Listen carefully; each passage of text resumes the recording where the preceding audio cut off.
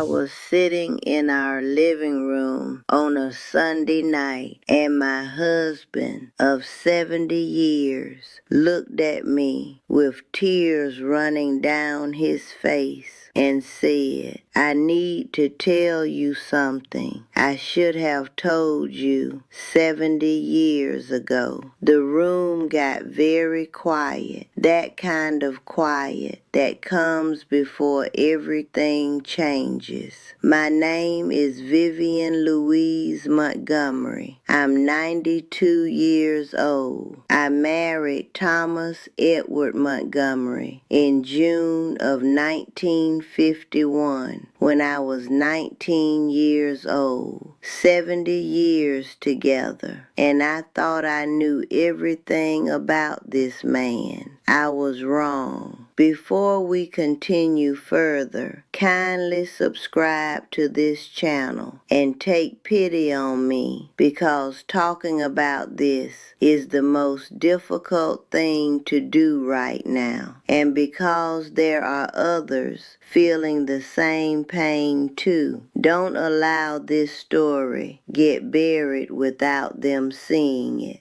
March 14, 2021. We just finished watching our Sunday program, same one we watched for 38 years. Thomas turned off the television. I was getting ready to make tea like I always did. Then he said my name, not Viv like usual, Vivian. I stopped. I knew that tone. Same tone he used in 1987 when Michael had his accident. Same tone from 2003 when the biopsy came back cancer. The tone that meant everything was about to change. He was sitting in his brown leather recliner, bought in 1992. His hands were shaking. Thomas's hands never shook. This man worked construction for 43 years, built half the houses in our neighborhood with his own hands. But that night, his hands were trembling like leaves. "I'm not who you think I am," he said. "I've never been who you think I am." I stood there, not understanding. Not yet. He looked at me, tears running down his face, big silent tears that kept coming. And then he started to say something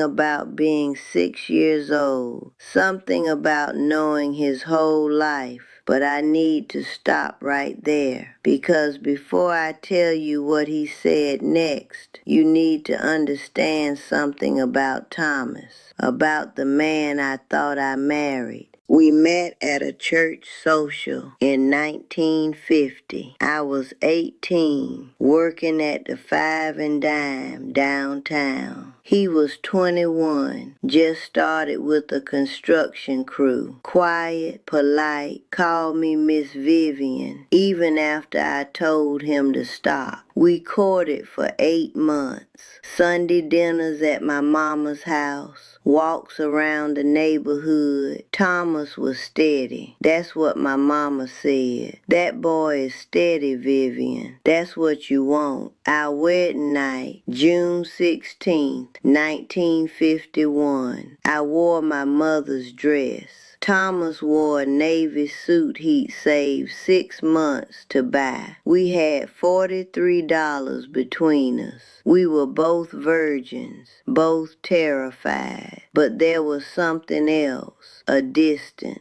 Like part of him wasn't quite there with me. I told myself that's just how men are. Men are different, baby, my mama had said. They got their own world you'll never understand. For 70 years, I believed that. We had 4 children: Patricia, in 1952, James in 1954, Michael in 1956, Robert in 1959. Thomas was a good father, present, showed up to games and plays, never raised his voice or his hand, but always that distance, like he was watching our life from somewhere outside of it. I thought that's just how he was, quiet, reserved. Southern men don't show emotion. Now I understand what I was seeing. Someone playing a role they'd been forced into. Someone pretending while dying inside. But back to that night, that Sunday night in March. Thomas was trying to tell me something. His voice kept breaking, and I realized I'd never seen him cry like this. Not when his father died, not when we buried Michael, not in 70 years. "What is it?" I said. My voice came out strange. "Thomas, what are you trying to tell me?" He opened his mouth, closed it, opened it again, like the words were stuck somewhere in his throat. "I should have been," he started, then stopped. My heart was pounding. I thought he was dying. I thought there was another woman. Cancer came back. He'd had an affair. We were losing the house. I ran through every possibility except the one that was coming. "Just say it," I said. "Whatever it is,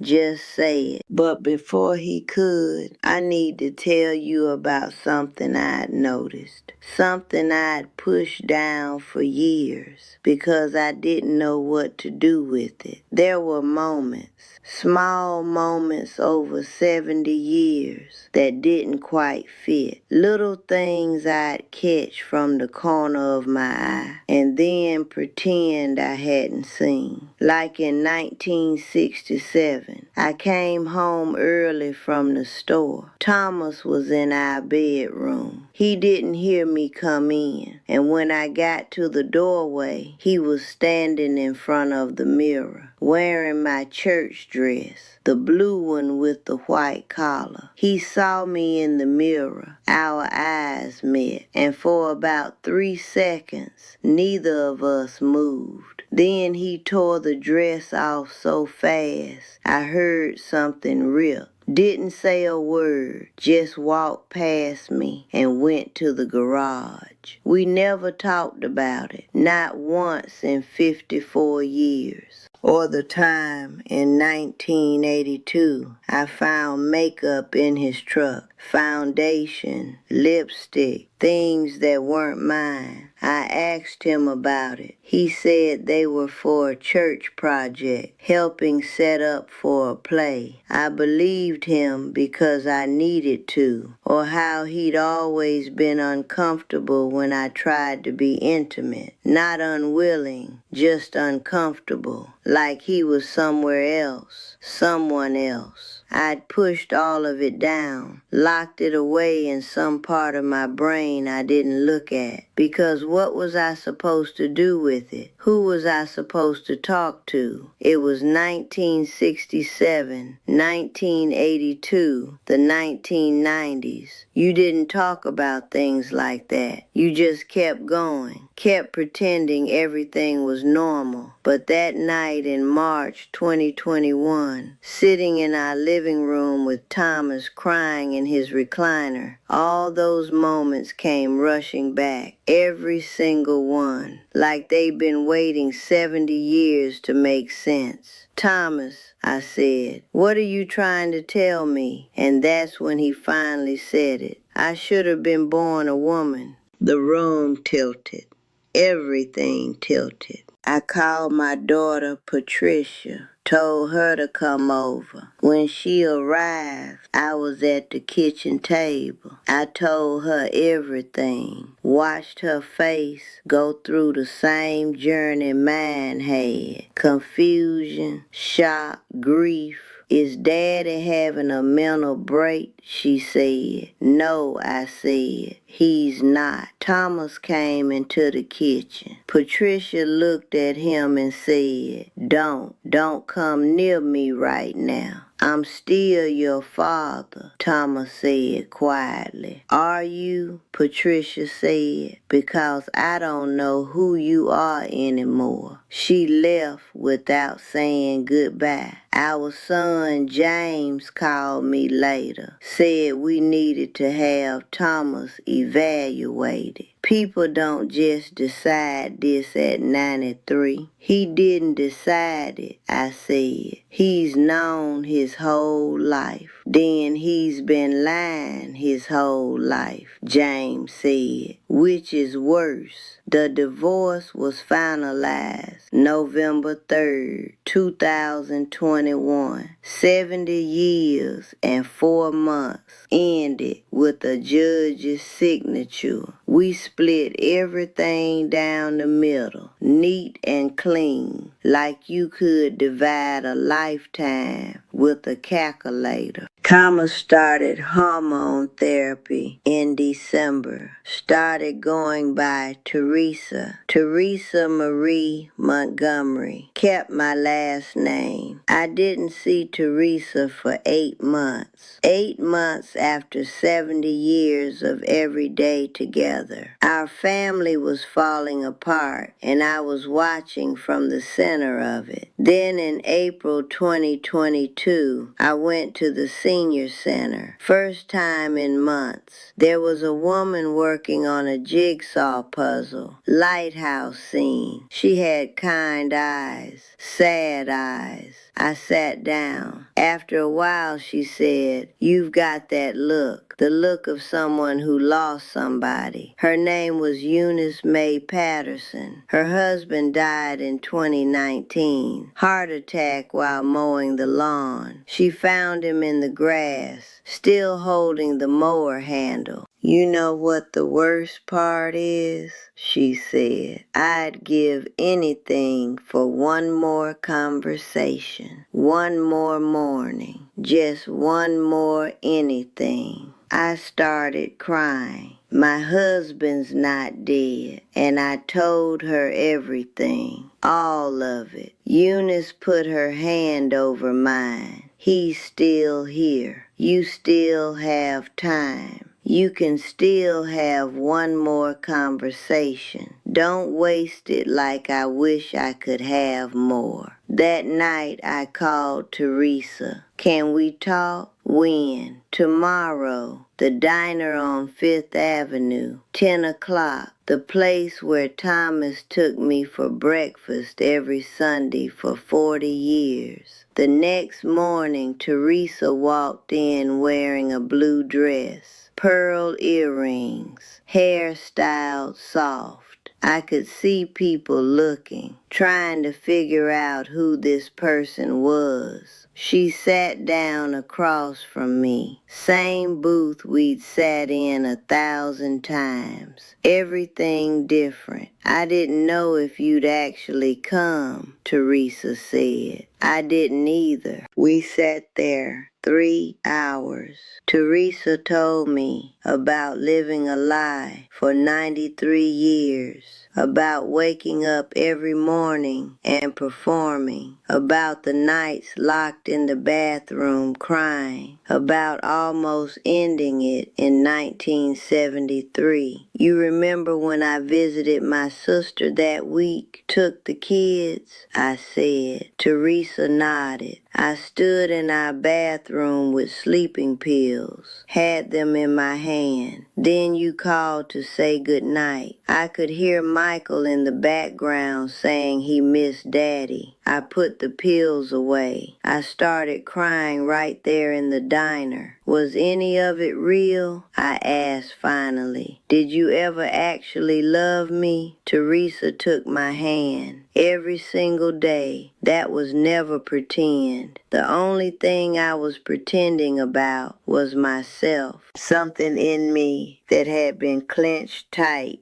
for 8 months loosened just a little. Can we do this again? Teresa asked when we were leaving. I thought about Eunice and her lighthouse puzzle and her dead husband and her wish for one more conversation. Yeah, I said, we can do this again. That was 2 years ago. Teresa and I see each other once a month now. We're not married, not friends like we were, but we're something. Survivors of the same shipwreck, witnesses to each other's lives. Patricia finally started speaking to Teresa last year. 3 years, but she did it. James still hasn't. That's his choice, his burden. I'm 92 now, living alone in the house we bought in 1958. Some days I'm angry. Angry I didn't get to grow old with who I married. Angry that at 92 I'm learning to be alone. But other days I think about Eunice, wishing for one more conversation, and I realize I still have that chance. Not the same, never the same, but something. Here's what I learned. Grief isn't just for the dead. You can grieve someone still alive.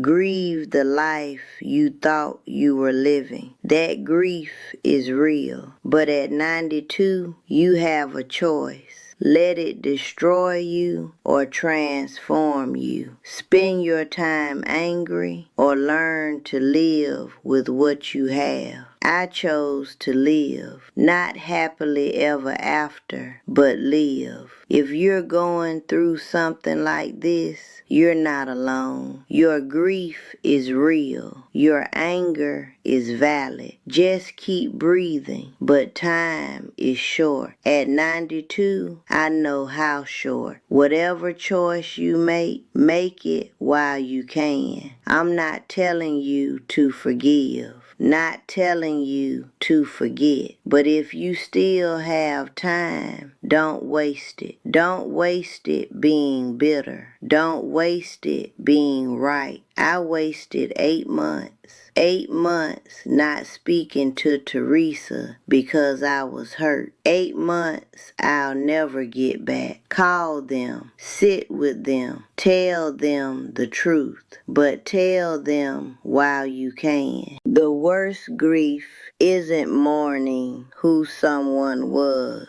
It's mourning who you never let them become because you were too busy being right. All I have is now, this moment, this chance to decide how to live with the truth, no matter how painful. I'm 92. Life doesn't give you the story you want. It gives you the story you get. Then ask what you'll do with it. I chose to keep living, keep loving, even when love looks different. Let Teresa live her truth, even though it cost me mine. Maybe that's enough. If this resonated, leave a comment, share your story. Isolation is the enemy of healing. And if you want to hear more from an old woman still figuring out how to live at 92, stick around. I've got 92 years of lessons, and I'm just getting started. Now, if you'll excuse me, I have tea to make, and maybe I'll call Teresa because we're both still here.